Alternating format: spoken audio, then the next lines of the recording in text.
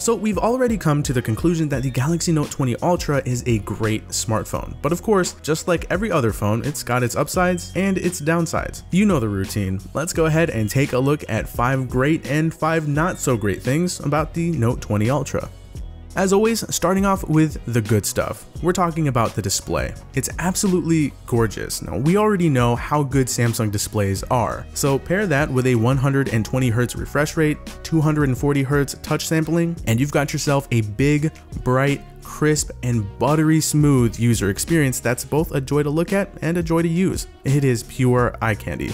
Next, we're talking about the power this phone comes equipped with. It's got the latest and greatest CPU and GPU and a monstrous 12 GB of RAM. This phone is fast, it is snappy, lag is a thing of the past. Like I said before, it is buttery smooth. Multitasking is a walk in the park, and gaming is no sweat. There's no doubt that this phone can handle the heaviest of power user usage. Next, the cameras. Samsung took some good steps forward with this set, and pictures come out looking great. Outdoor, indoor, and low light results have improved, and video capture has become a bigger focus as well, no pun intended, with added microphone capabilities. With a myriad of lenses and different shooting modes, this is easily one of the best camera experiences that you'll come across on a smartphone. Now, you know, we had to talk about the S Pen, right? Samsung made it better. Latency has improved, handwriting recognition has improved as well. They also added new air gestures that are actually pretty impressive. There's nothing like it in the smartphone world, and Samsung keeps making it better and better. The upgraded writing experience makes things like jotting down notes and even doodling look and feel more natural and enjoyable.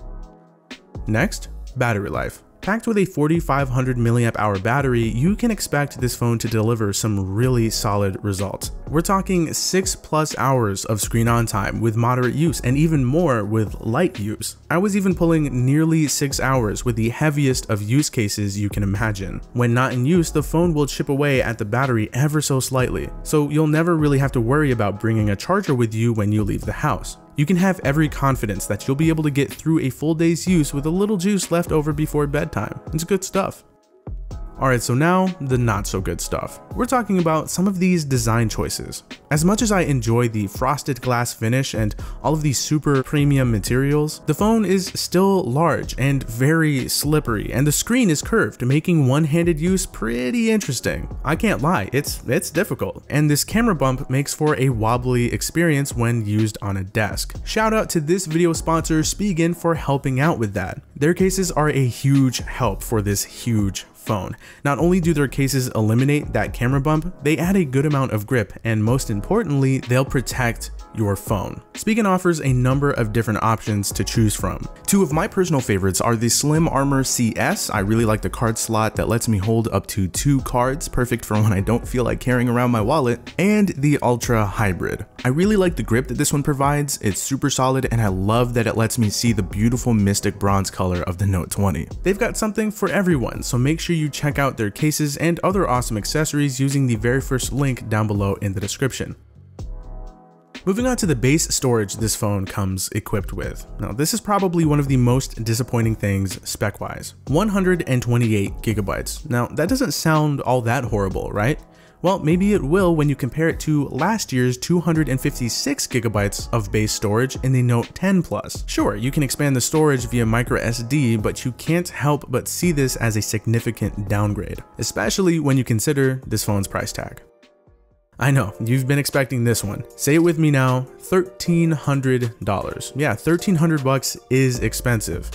Yeah, I know, thanks Captain Obvious. Now the phone may be packed to the brim with all kinds of great stuff, but the price is still where it's at. We've seen plenty of phones come out that go for a fraction of what this one goes for, that users will be more than happy with. Of course, the premium specs, especially 5G, contribute heavily to the cost. So I guess it makes sense, but it still makes this phone harder to recommend than normal, as much as I enjoy it.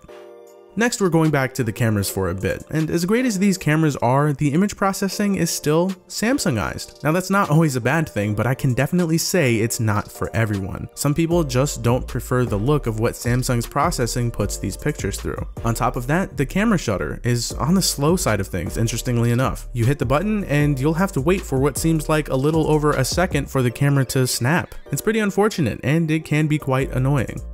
Last but not least, locked to 1080p at 120Hz. Now this is something that I see mentioned quite a bit in the comments on Note 20 videos. While the screen is still incredibly gorgeous, being locked to 1080p at 120Hz without the option to max it out to WQHD+ is kind of a bummer, and for some it's a deal breaker. Now I understand there are people out there that couldn't care less, but when you've got a phone of this caliber, it does leave a bit to be desired, especially for the pixel peepers out there. So that's going to do it for this edition of 5 best and 5 worst features. I want to thank Spigen once again for sponsoring this video. Be sure to check out all of their awesome cases and other accessories by clicking the very first link in the description. Hit the like button if you enjoyed the video, sub to the channel if you are new. It's been Zach, and thank you so much for watching.